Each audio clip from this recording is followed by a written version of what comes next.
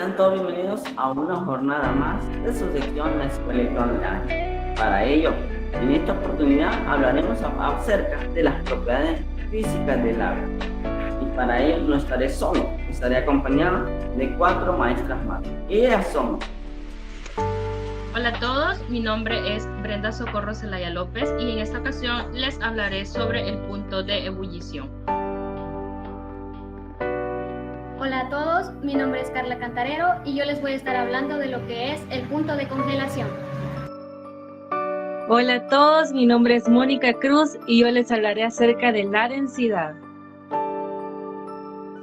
Hola a todos, mi nombre es Liliana Astorga y en esta oportunidad les hablaré acerca de la capacidad calorífica. Ahora que conocemos cada uno de los puntos que se hablarán, vamos seguidamente al tema.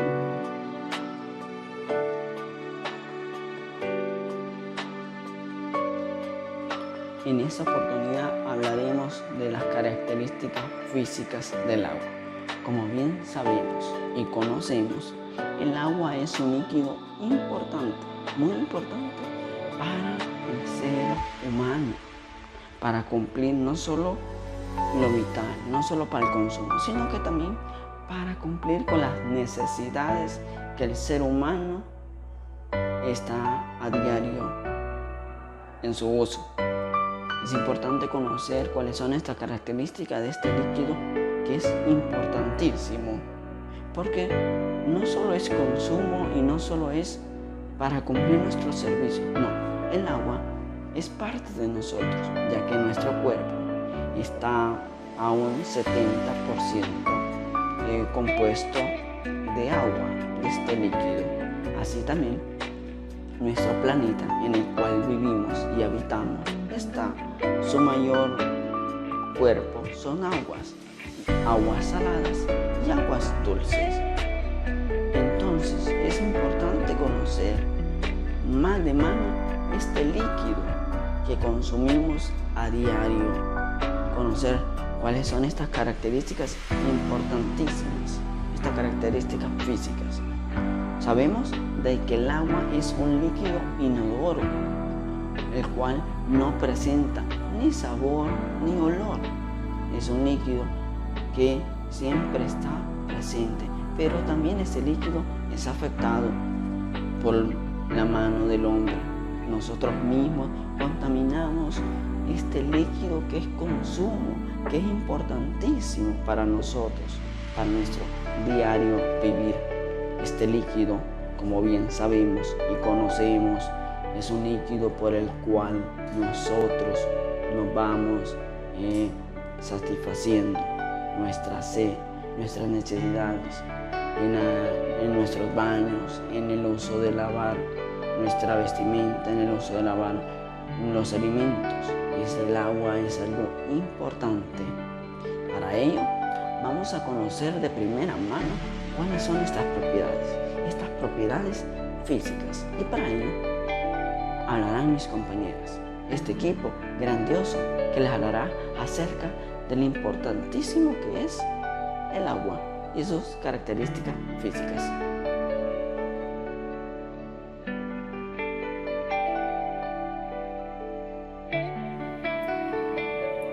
Como ya sabemos, el tema de este día es las propiedades físicas del agua y como primer subtema vamos a ver lo que es el punto de ebullición.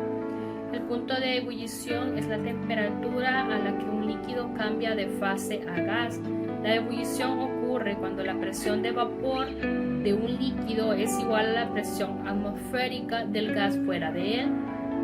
Debido a esto, a medida que cambia la presión exterior, también cambia el punto de ebullición del líquido. Por lo tanto, existe una presión establecida conocida como atmósfera estándar que determina lo que se llama el punto de ebullición normal de un líquido.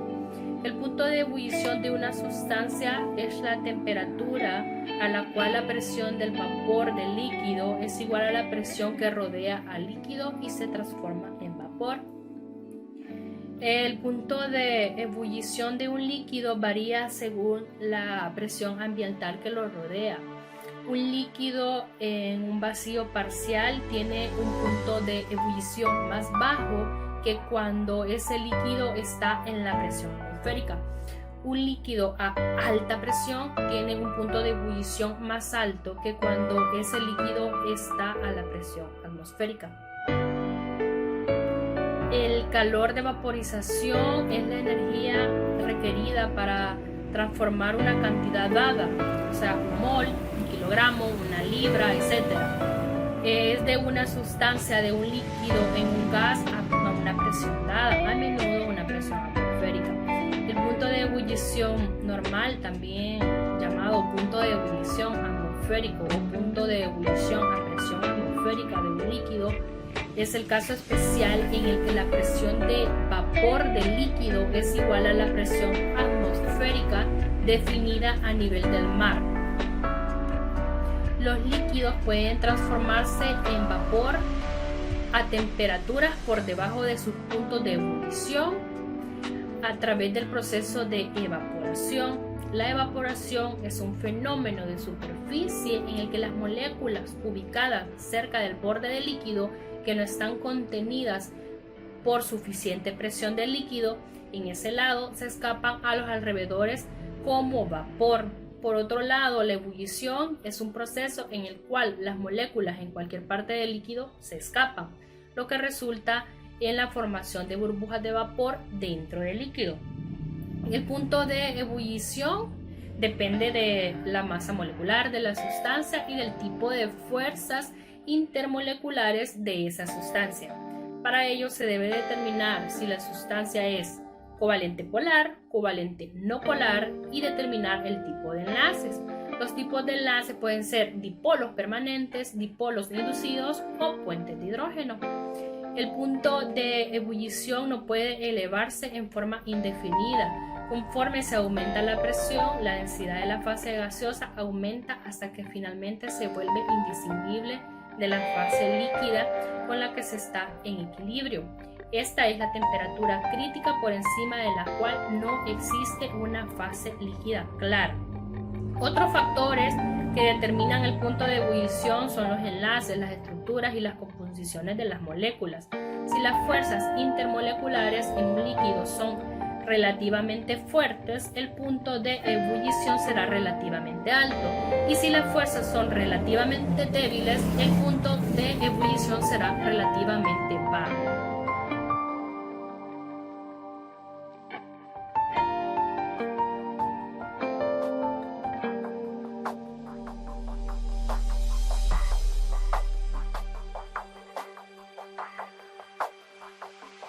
Punto de congelación del agua. El punto de congelación de un líquido es la temperatura a la que dicho líquido se solidifica debido a una reducción de energía. El punto de congelación varía dependiendo de la densidad del líquido. El proceso inverso se denomina punto de función. El punto de congelación se alcanza en una solución cuando la energía cinética de las moléculas se hace menor a medida que la temperatura disminuye. El aumento de las fuerzas intermoleculares de atracción y el descanso de la energía cinética son las causas de que los líquidos cristalicen. Las soluciones siempre se congelan a menor temperatura que el disolvente puro, es decir, la temperatura de congelación del agua pura es de 0 grados. La mayoría de sustancias, la temperatura de congelación y de función son iguales.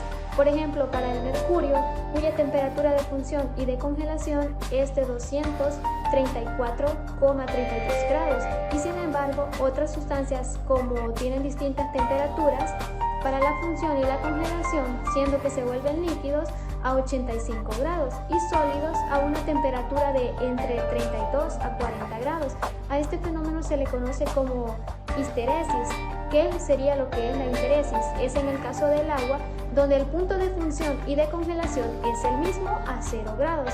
Esto es una presencia de núcleos que cristalizan el líquido, ya que si estos no están presentes, el agua líquida puede enfriarse hasta lo que es 42 grados, sin que se produzca la congelación en un proceso llamado sobrefunción. Si nos preguntamos cuál es el límite al que podemos llegar o llevar el agua sin que se congele, Todas y todas sabemos que el punto de congelación del agua se encuentra en lo que es 0 grados. Sin embargo, esta no se convierte en hielo, siempre a la misma temperatura. ¿Hasta dónde podemos estirar nosotros este punto de congelación? Este punto de congelación lo podemos estirar hasta el límite máximo, consiguiendo lo que es 43 grados. El líquido, lo que es su extraordinario conjunto de propiedades, la composición atómica del agua, que está formada por una molécula de oxígeno y 2 de hidrógeno, hace que el conjunto se componga de una especie de imán, que es lo que es un polo positivo y otro negativo. Esto provoca que se formen fuerzas de unión entre moléculas gracias a dichas interacciones conocidas como puentes de hidrógeno. Gracias a estos puentes el agua tiene muchas cohesiones y mucho más fuertes en su estructura que otros líquidos parecidos. Es decir, el agua es uno de los disolventes más potentes que conocemos por estas mismas propiedades, y cuando se congelan ocupan más volumen que el agua líquida, lo que cambia su densidad. También podríamos hablar de la maravillosa tensión superficial que posee. Pero volviendo a lo que es el hielo, que es lo que nos interesa, decíamos que el agua tiene un tamaño y una comprensión muy característica. Cuando la enfriamos, las moléculas se van ordenando y el agua se va volviendo cada vez más densa hasta alcanzar su máximo de 4 grados. A partir de aquí normalmente comenzamos a congelar de una forma cristalina lo que es el agua, y así se da lo que es la congelación del agua. Sabemos y recordemos que el agua se congela a lo que es 0 grados, sí llevando menos líquidos.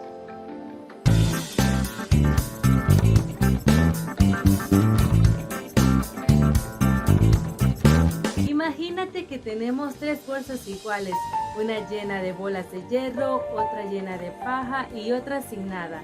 ¿Cuál de ellas crees que pesa más? Pues claro, la bolsa de las bolas de hierro. Es fácil comprender que aunque ocupen el mismo espacio, distintos objetos y materiales tienen pesos diferentes. Cuando un material pesa más que otro ocupando el mismo espacio, decimos que tiene mayor densidad. La densidad es la cantidad de masa que hay en un determinado volumen de una sustancia. ¿Pero a qué nos referimos con esto? La masa es la materia, es decir, el material del que está hecho un cuerpo o una sustancia, y el volumen es el espacio que ocupa esa materia. La densidad del agua depende generalmente del grado de salinidad, así como también de la temperatura, es decir, que determinar cuál es la densidad del agua va relacionado con los componentes que estén disueltos, así como las grandes concentraciones de sal, lo cual hace que el agua se vuelva más densa. Por otra parte, sucede que la temperatura también afecta la densidad, dado que si esta aumenta considerablemente, hace que las moléculas del agua aumenten su velocidad, dando por consecuencia que haya un mayor grado de separación entre las mismas y por lo tanto la densidad es menor. El agua se considera como una sustancia con una menor densidad en estado sólido que en estado líquido. Al momento de crearse el hielo, las moléculas crean 4 enlaces de hidrógeno que se fijan dentro de su estructura cristalina y rígida. Ya en este estado, las moléculas del agua están mucho más separadas que cuando están en estado líquido, siendo la razón por la cual el agua se expande al entrar en estado de congelación y mucho menos denso que el agua líquida a su alrededor.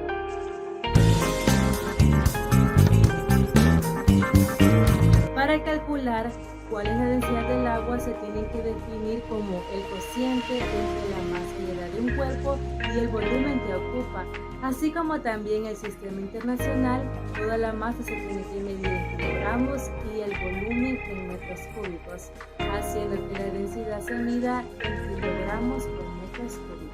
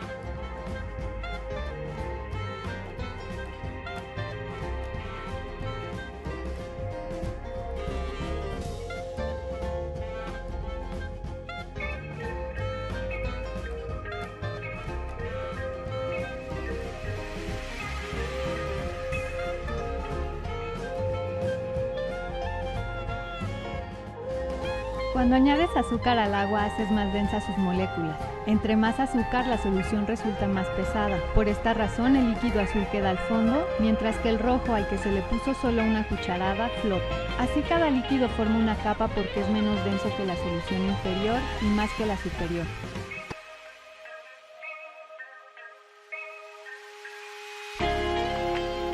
La capacidad calorífica.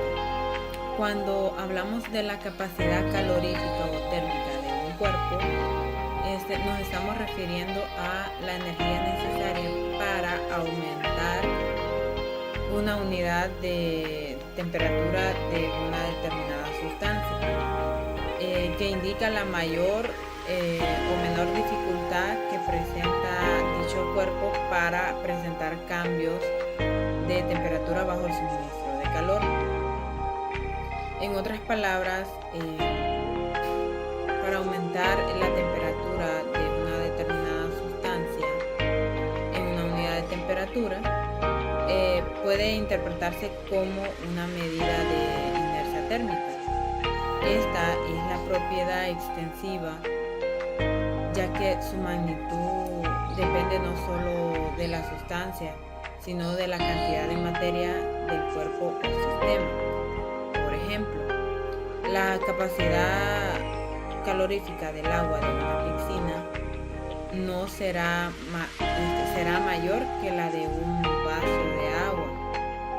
En general, la capacidad calorífica depende además de la temperatura y de la presión. La capacidad calorífica no debe de ser confundida con la capacidad calorífica específica o el calor específico, el cual es la propiedad intensiva que se refiere a la capacidad de un cuerpo para almacenar calor, y es el cociente entre la capacidad calorífica y la masa del cuerpo.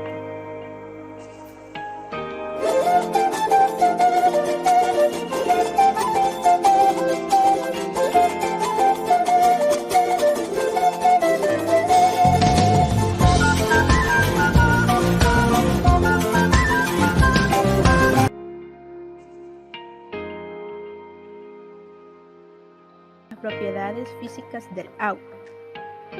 El agua es un líquido muy importante, tanto así que sirve como punto de referencia para la escala termométrica. No presenta color, sabor ni olor y se puede encontrar en los estados sólidos, líquidos y gaseosos. Las propiedades físicas del agua son las siguientes: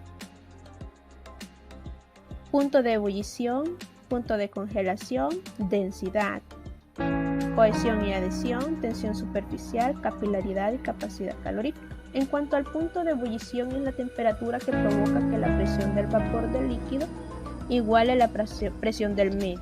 Y el punto de congelación es la temperatura en la cual el agua se convierte de líquida a sólida. La densidad es la propiedad que nos permite medir la ligereza o pesadez de una sustancia y es la razón por la cual un trozo de hielo puede flotar en un vaso con agua. Así también, cuanto mayor sea la densidad de un cuerpo, más pesado nos parecerá. En cuanto a cohesión y adhesión, la cohesión es la propiedad con la que las moléculas de agua se atraen a sí mismas, y la adhesión es aquella propiedad que le permite al agua a mantenerse adherida en una superficie.